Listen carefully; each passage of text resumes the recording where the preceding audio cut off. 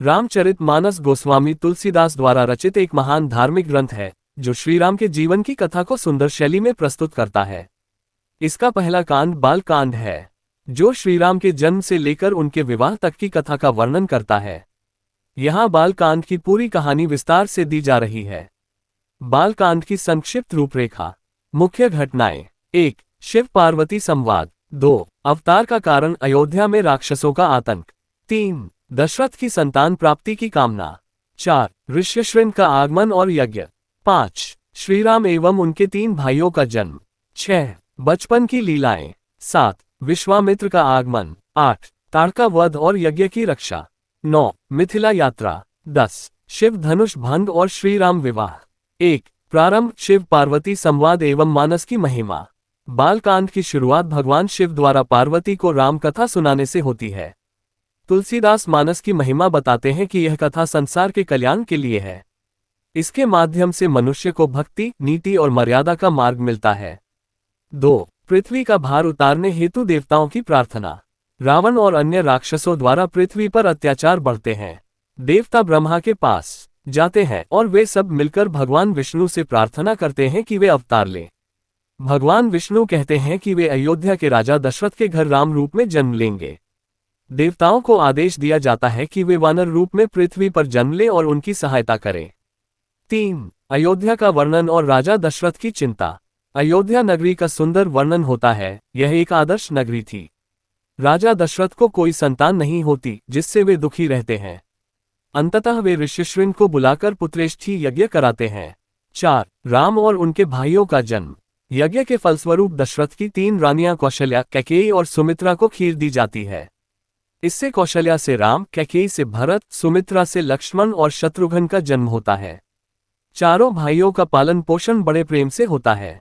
श्रीराम और लक्ष्मण में विशेष स्नेह होता है, वैसे ही भरत और शत्रुघ्न में। 5. बाल लीलाएं और गुरुकुल शिक्षा। राम बाल्यकाल में अनेक अद्भुत लीलाएं करते हैं। वे शील, विनय, मर्यादा और सेवा के आदर्श प्रतीक हैं। बाद में वे गुरु वशिष्ठ के आश्रम में जाकर शिक्षा प्राप्त करते हैं। 6. विश्वामित्र का आगमन और राम का वनगमन। महर्षि विश्वामित्र दशरथ से निवेदन करते हैं कि वे अपने यज्ञ की रक्षा हेतु राम को उनके साथ भेजें। दशरथ अनिच्छा दिखाते हैं, पर वशिष्ठ के समझाने पर राम और लक्ष्मण को भेजते हैं। 7. ताड़का वध और यज्ञ की रक्षा। राम पहली बार ताड़का राक्षसी का वध करते हैं। इसके बाद राम ने सुंदरवन, मारीच, जिसे वे नहीं मारते, सिर्फ दूर भगा देते हैं, और अन्य राक्षसों का वध कर महर्षि विश्वामित्र का यज्ञ सफल बनाया। 8. सिद्ध आश्रम और कई वरदान। राम को विश्वामित्र कई दिव्य अस्त्र शस्त्र प्रदान करते हैं। वे राम के बल, मर्यादा और शौर्य से अत्यंत प्रभावित होते हैं। 9. मिथिला यात्रा और अहिल्या उद्धार। राम और लक्ष्मण विश्वामित्र के साथ मिथिला जनकपुरी जाते हैं। मार्ग में राम अहिल्या का उद्धार करते हैं, जो गौतम ऋषि की पत्नी थी और श्रापवश पत्थर बन गई थी। 10. सीता स्वयंवर और शिव धनुष भंग।